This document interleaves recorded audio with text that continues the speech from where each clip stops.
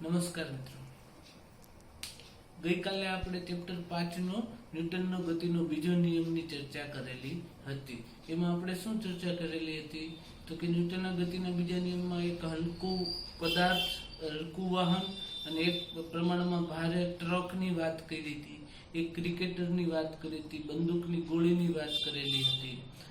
આવા જુદા જુદા 4-5 ઉદાહરણો લઈને આપણે આગળ વધ્યા હતા. પણ આ બધા જ ઉદાહરણોમાં આપણને શું જોવા મળ્યું હતું તો કે એક વસ્તુ આપણને કોમન જોવા મળતી હતી કે એકમાં દળ વધારે છે તો વેગ ઓછો છે, કોઈકમાં વેગ વધારે છે દળ ઓછું છે. એટલે કે વેગમાનનો ફેરફાર છે એ તો એક સરખો જ રહેતો હતો, એમાં કઈ ફેર પડતો નહોતો. એટલે કે વેગમાનના ફેરફારનો દર અને વેગમાન, સમજો મિત્રો, વેગમાન અને વેગમાનના ફેરફારનો દર બંને એક જ દિશામાં હતા, બરાબર છે. એટલે એમાં કઈ બીજો ફેરફાર અથવા તો કઈ બીજું નવું જોવા મળ્યું નહોતું. પણ આપણે આ વેગમાનની ચર્ચાઓ કરીને એમાં બધી સમક્ષિતિજ સમતલમાં સમક્ષિતિજ દિશામાં જ વાત કરી, આપણે કે સદિશની ચર્ચા કરી નહીં. તો આમાં સદિશને પણ ઉમેરી તો કઈ રીતે, તો કે આપણે એના માટે એક ઉદાહરણ વિચારીએ અને પછી આગળ વધીએ, બરાબર છે. તો કોઈ એક વ્યક્તિ હોય, બાય એક્ઝામ્પલ હું જ ઉભો છું તમારી સામે અને મારા હાથમાં દોરી છે, મારા હાથમાં મોટી દોરી છે. આપણે નાના હતા ત્યારે એક પથ્થરને એક છેડે બાંધી દેતા હતા અને પછી મોટી દોરી કરતા હતા અને આગળ એક પ્લાસ્ટિક રાખતા હતા અને પ્લાસ્ટિકને ટીપી નાખતા હતા અને પછી આપણે આમાં ફેરવતા હતા એટલે એમાંથી અવાજ આવતો હતો. આવું કંઈક કરતા હતા આપણે. મેં કર્યું છે, તમે કરેલું જ હશે, ન કર્યું હોય તો કરી નાખજો, બરાબર છે. બટ એ વસ્તુ શું છે, એમાં શું નવું છે તો કે મેં એવું કર્યું ને એવું તમે કદાચ નહીં કર્યું હોય, પણ તમે એટલું તો કર્યું છે કે દોરામાં પાણો બાંધ્યો હોય અને પછી તમે એને ફેરવો હોય, સાચું ને? આ ફેરવો તો હશે જ બધાય, બરોબર. આ ફેરવતા હોય ને ત્યારે એક સિચ્યુએશન તમે જોઈ છે, એક સમયે તમારો હાથ ખાલી આમાં જ થતો હશે, બરાબર છે.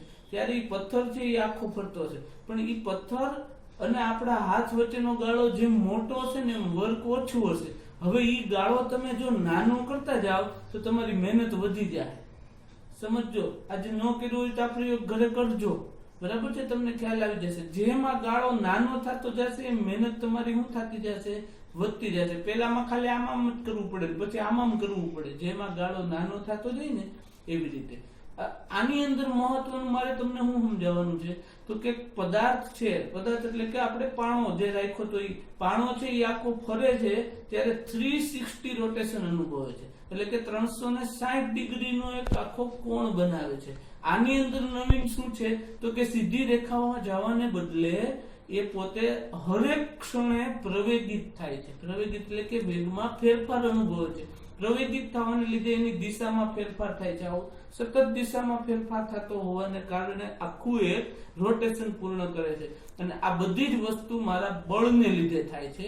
અહીંયાથી મારા હાથ દ્વારા એના ઉપર બળ લાગતું હોય એના લીધે થાય છે. જો હું આ બળ લગાડવાનું બંધ કરી દઉં તો એ પદાર્થ ફરવાને બદલે શું થઈ જાય, ઉભો રહી જાય, આગળ વધી શકશે નહીં. એક વખત હજી તમને સમજાવી દઉં કે સીધી રેખામાં પદાર્થ જાતો હોય એના બદલે પદાર્થ છે એ પ્રવેગિત થાય છે, આવી રીતે રોટેશન અનુભવે છે. આ પદાર્થને ફેરવવા માટે અહીંયા વચ્ચે એક માધ્યમ હોય છે. માધ્યમ એટલે મારો હાથ હોય છે ને અહીંયાથી આપણે કોઈ એક પથ્થર રાખેલો હોય છે. આ પથ્થર ખરેખર એના વેગની દિશા આ છે, આ વેગની દિશા છે, પણ એ આવી રીતે આગળ વધતો જાય છે, આમ સતત આગળ વધતો જાય છે, એટલે કે પ્રવેગિત થતો જાય છે. આ પ્રવેગિત થતો જાય છે, જેમ પ્રવેગિત થતો જાય એમ દરેક ક્ષણે પોતે દિશા પણ બદલતો જાય છે. એટલે કે સદિશ સ્વરૂપમાં વેગમાનનો ફેરફાર છે એના માટે જેમ વેગમાનનો ફેરફાર મોટો એમ બળય મોટું, જેમ વેગમાનનો ફેરફાર નાનો એમ બળય નાનું. આના માટે સહેલી રીત તો આપણને આ જ આવડશે અને આ જ સમજવામાં આપણને સહેલું રહેશે કે જો આ રીતે આપણે પદાર્થને ફેરવીએ તો અહીંયાથી બળ લાગે તો જ પદાર્થ છે એ રોટેશન અનુભવે છે. તો આના આધાર પર ન્યૂટને આપણને બીજો નિયમ શું આપ્યો હતો તો કે ન્યૂટનનો બીજો નિયમ એવો હતો કે પદાર્થના વેગમાનના ફેરફારનો દર એ લાગતા બળના સમપ્રમાણમાં અને લગાડેલા પદાર્થની દિશામાં હોય છે. પદાર્થના વેગમાનના ફેરફારનો દર લાગતા બળના સમપ્રમાણમાં અને તેના ઉપર લગાડેલા બળની દિશામાં હોય છે.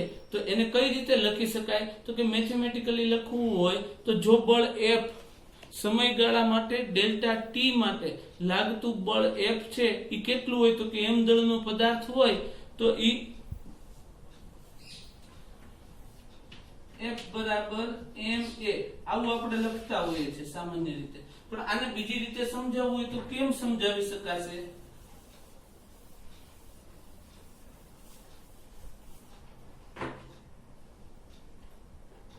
તો કે વેગમાન p બરાબર mv m દળનો પદાર્થ છે અને જેનો વેગ કેટલો છે? v જેટલો. હવે આમાં ફેરફાર થાય છે તો વેગમાનનો થતો ફેરફાર ડેલ્ટા p બરાબર m ડેલ્ટા v થઈ જાય છે. એટલે કે પદાર્થ તો દળ છે, દળ હંમેશા નિશ્ચિત રહેતો હોવાથી m નું રહેશે, પણ અહીંયા શું થઈ જશે? વેગનો ફેરફાર. એટલે કે અહીંયા p બરાબર mv થી લઈને ડેલ્ટા p બરાબર m ઇન્ટુ ડેલ્ટા v, એટલે કે v માં ડેલ્ટા t જેટલા સમયગાળામાં ડેલ્ટા v જેટલો ફેરફાર અનુભવવાનો છે. એટલે કે મળતો વેગમાન છે એ ડેલ્ટા p મળે છે. સમજો, v જેટલો વેગ હતો એમાં ડેલ્ટા t જેટલા સમયગાળામાં કાંઈક ફેરફાર થયો. આ જે ફેરફાર થયો એને મેં નામ આપ્યું ડેલ્ટા v.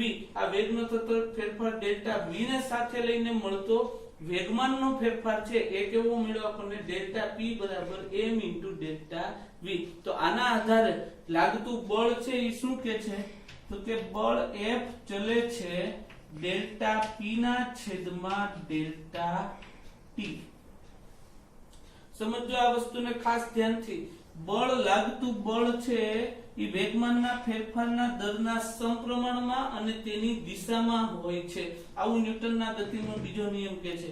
એટલે કે બળ છે એ આના સમપ્રમાણમાં જ થયું છે અને આના વ્યસ્ત પ્રમાણમાં થયું છે. એટલે પણ લાગતો સમયગાળો છે એ વેગમાન માટે આપણે લીધેલો છે. એટલે કે F ચલે છે ડેલ્ટા p ના છેદમાં ડેલ્ટા t.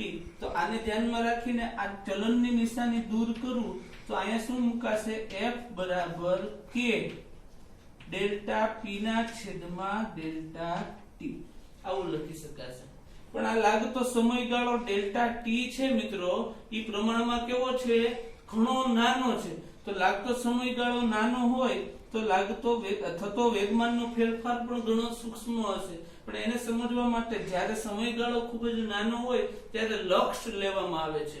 લક્ષ નામની રાશિ લેવામાં આવે એટલે અહીંયા એવું થઈ જાય છે કે f બરાબર k limit delta t tends to 0 delta p ના છેદમાં ડેલ્ટા t. આ તમને ફરીથી સમજાવી દઉં. ગણિતનો એક નિયમ છે લિમિટ લક્ષ નામનો, કે limit delta t tends to 0.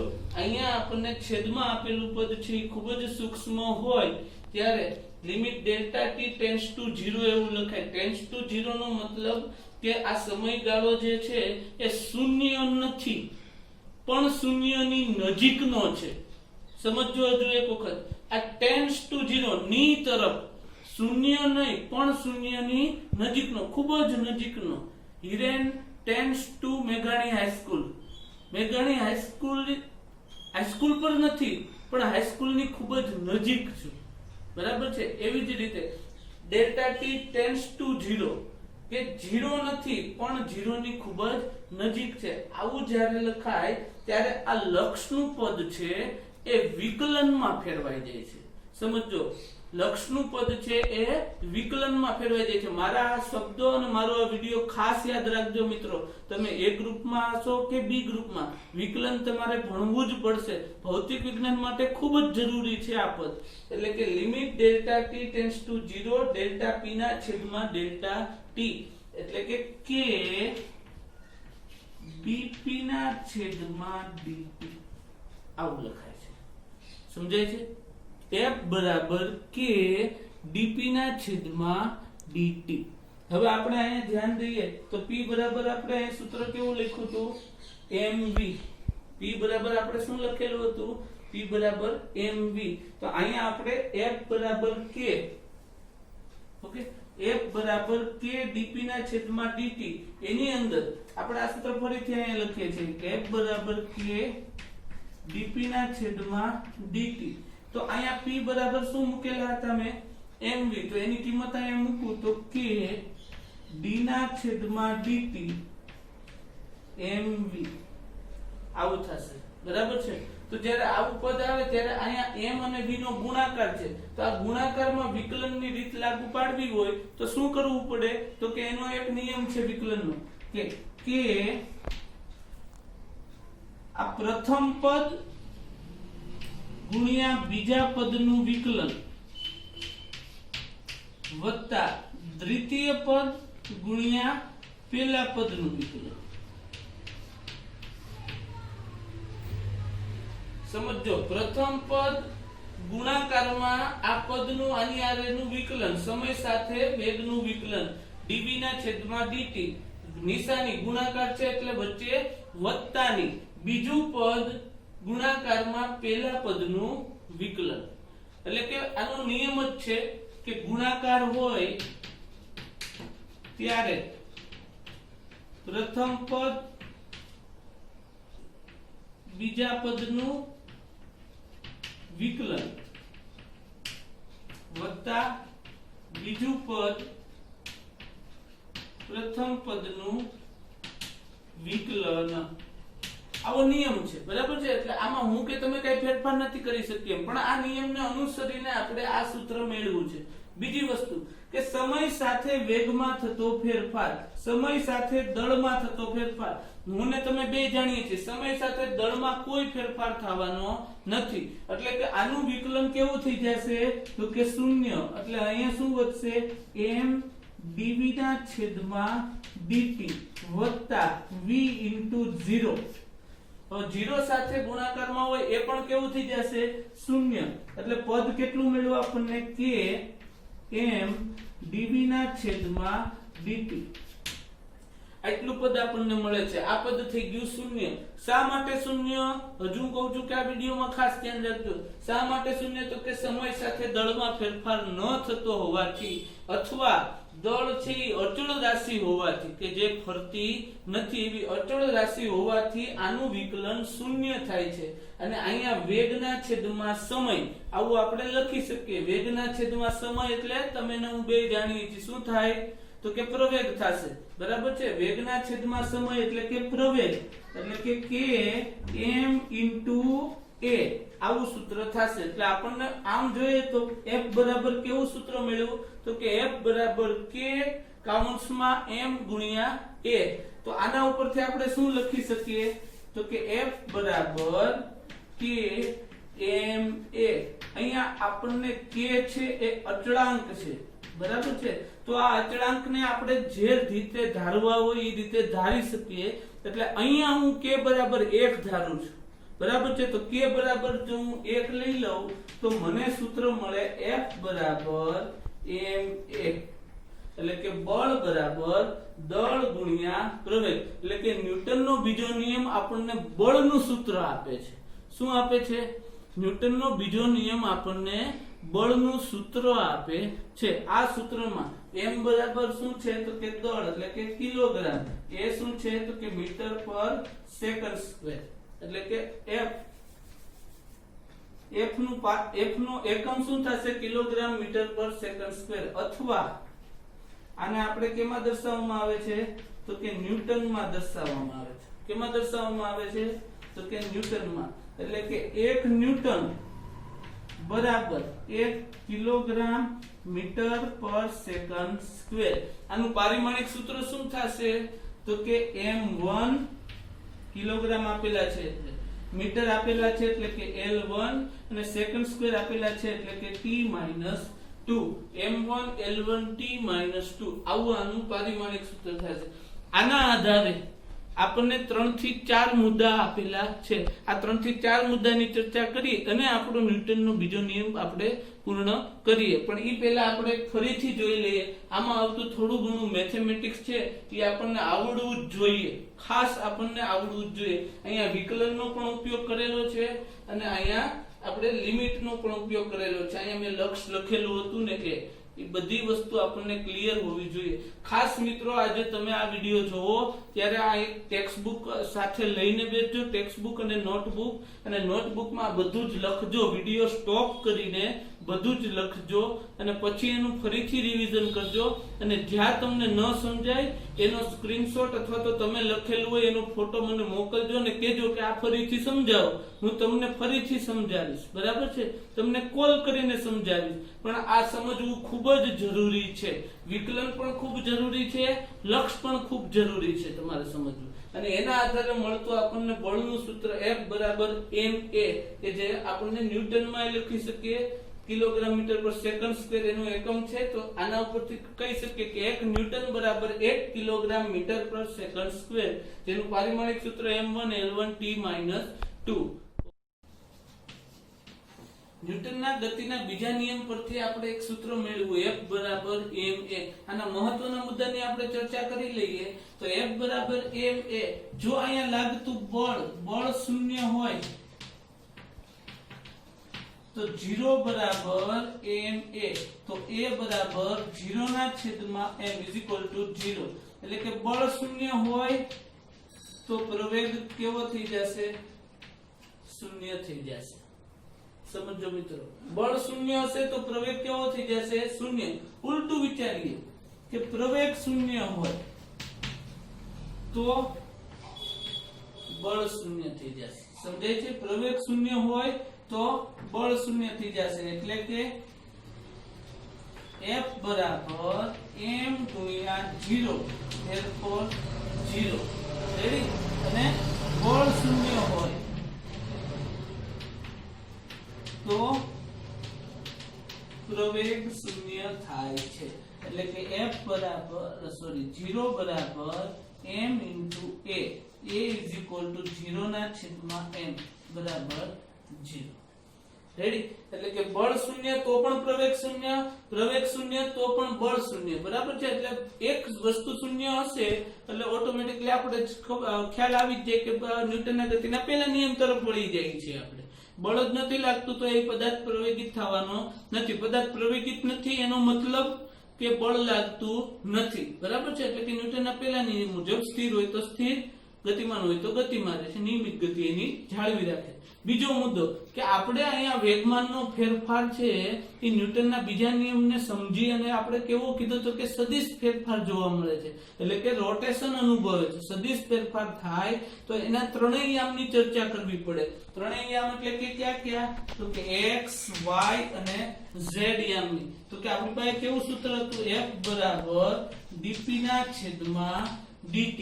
તો આને ધ્યાનમાં રાખીને આપણે fx = dpx ના છેદમાં dt, fy = dpy ના છેદમાં dt અને fz = dpz ના છેદમાં dt. આવું લખી શકીએ. આ મેં શું કામ તમને લખીને દેખાડ્યું? તો કે આ ત્રણ વસ્તુમાં માની લો કે x અક્ષ ઉપરની ચર્ચા થતી હોય ત્યારે y અને z યામ એનો અચળ જળવાયેલો રહેતો હોય છે.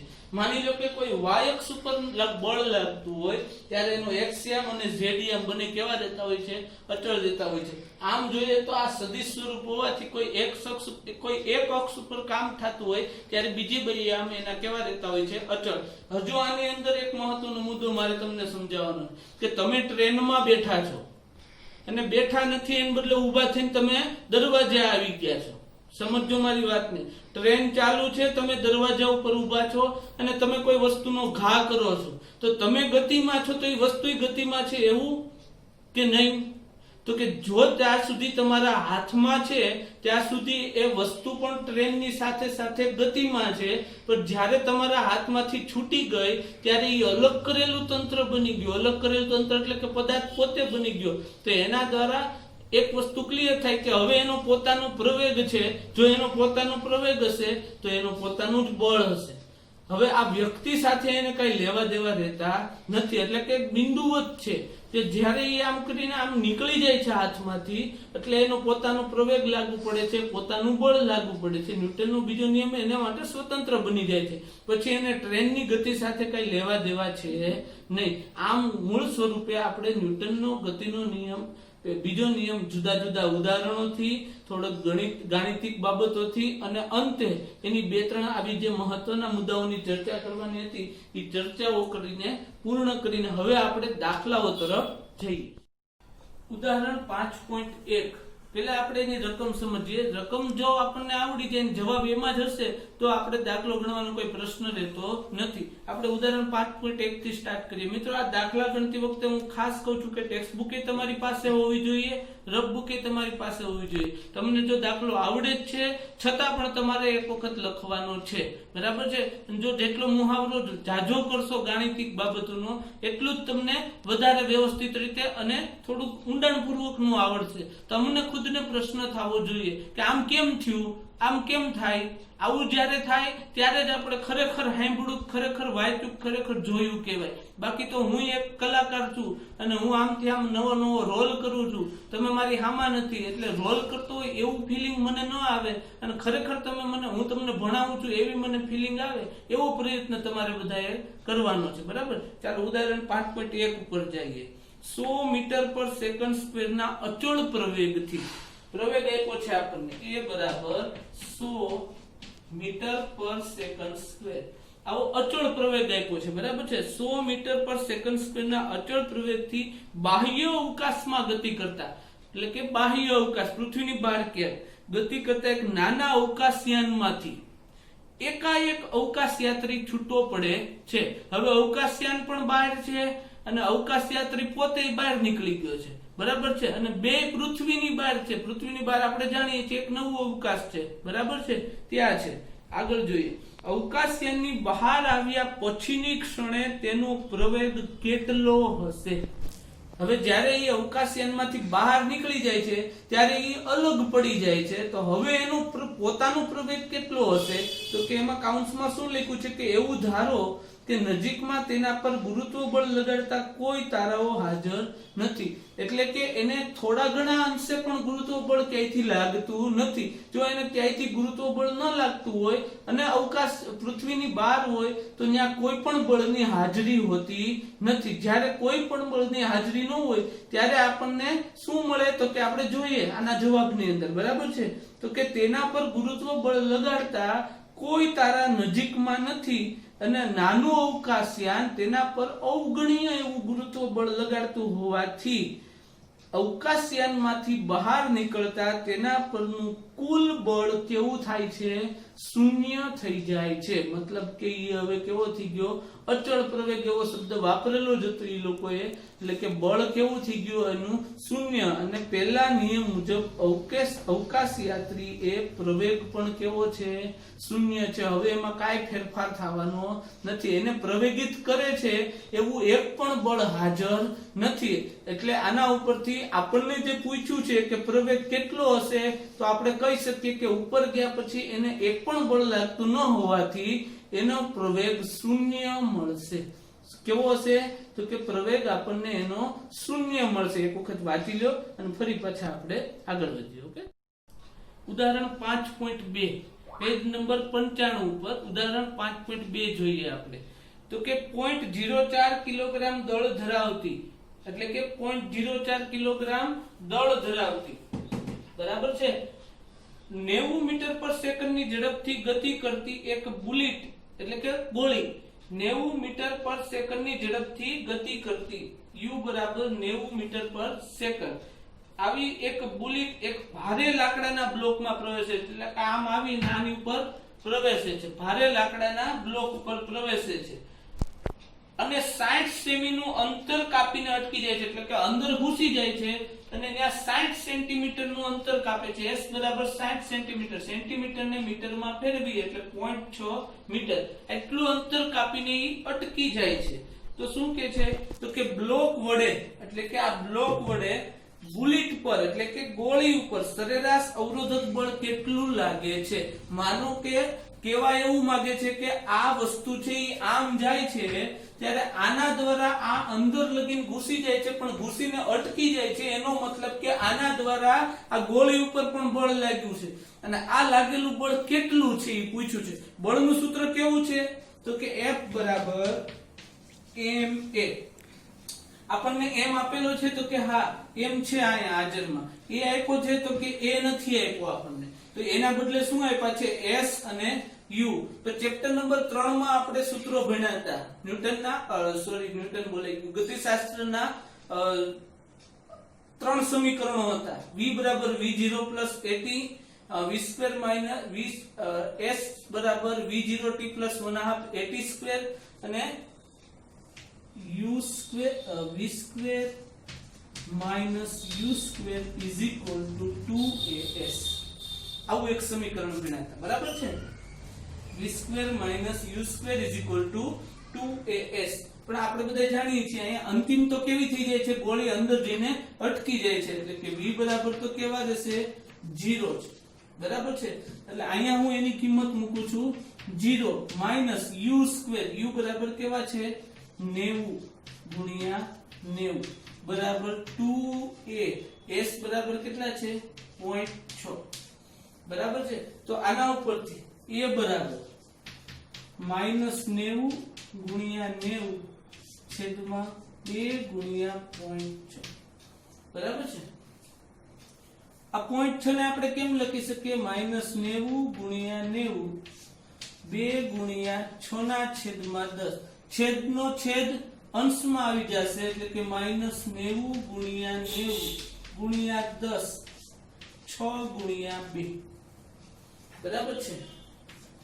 2 પંચા ને 10, 15 છીક 90, 15 પંચા 75 માઈનસ 90 ગુણ્યા 75, બરાબર છે. આના ઉપરથી આપણને જવાબ કેવો મળે છે માઈનસ 6750. કોના બરાબર લીધું છે a બરાબર, તો કે a બરાબર માઈનસ 6750 મીટર પર સેકન્ડ સ્ક્વેર. હવે મારી પાસે a હાજર છે તો આ એની કિંમત હું અહીંયા મૂકું તો મને f બરાબર ma ઉપરથી સમીકરણ મળે. તો ઈ કેવું મળશે આપણને, તો કે f બરાબર ma પરથી m બરાબર કેટલા છે 0.04 અને a બરાબર કેટલા છે માઈનસ, સોરી જો માઈનસ નિશાની શેના માટે છે હું કહી દઉં કે બ્લોક દ્વારા ગોળી ઉપર લાગ્યું છે એટલે આ પ્રતિપ્રવેગ સૂચવે છે. શું સૂચવે છે પ્રતિપ્રવેગ સૂચવે છે. પ્રતિપ્રવેગ, પ્રવેગ ધન હોય તો પ્રતિપ્રવેગ કેવો હશે ઋણ હશે, એટલે પ્રવેગ તો આપણો 6750 જ થશે, બરાબર. એટલે કે 0.04 ગુણ્યા 6750 એટલે કે 4 ના છેદમાં 100 ગુણ્યા 6750, મીંડું નીકળી ગયું 67.5 ગુણ્યા 4 બરાબર કેટલા આવશે, તો કે આપણને મળશે 270 ન્યૂટન. આ આપણો ફાઇનલ આન્સર થશે. આ આપણો ફાઇનલ આન્સર હશે 270 ન્યૂટન. લાગતું અવરોધક બળ કેટલું છે તો કે 270 ન્યૂટન છે. પછી શું લખ્યું છે સમજીએ. જો ખરેખર લાગતું અવરોધક બળ, તેથી બુલેટનો પ્રતિપ્રવેગ અચળ ન પણ હોય, આવું બની શકે, બરાબર છે. તેથી આ જવાબ માત્ર સરેરાશ અવરોધક બળ દર્શાવે છે. એટલે કે આ બ્લોક હતો એના દ્વારા આ ગોળી ઉપર જ્યારે બળ લાગ્યો હશે ત્યારેથી માત્ર 0.6 મીટર જેટલી ઊંડી ગઈ હશે અને 0.6 મીટરે તો એને અટકાવી દીધું, એટલું આ બળ વધી ગયું હતું. જે કેટલું હતું તો કે 270 ન્યૂટન હતું, બરાબર છે. આ જરાક લખી નાખીએ અને પછી આપણે આગળ વધીએ. ઉદાહરણ 5.3 બરાબર છે કે m દળના પદાર્થની ગતિ y બરાબર ut + 1/2 gt² તરીકે વર્ણવાય છે. તો પદાર્થ પર લાગતું બળ શોધો. તો y બરાબર ut + 1/2 gt² વડે દર્શાવાય છે અને f લાગતું બળ આપણે શોધવાનું છે, બરાબર છે. આટલું આપણને આપી દીધું છે.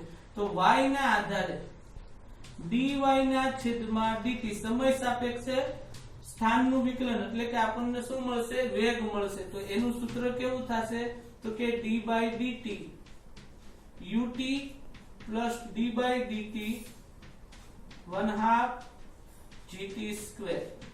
ઓકે, સમજાય છે મિત્રો? d/dt ut + d/dt 1/2 gt². એટલે કે ut નું વિકલન sorry d by dt u dt ના છેદમાં dt આવું થશે રેડી વત્તા 1/2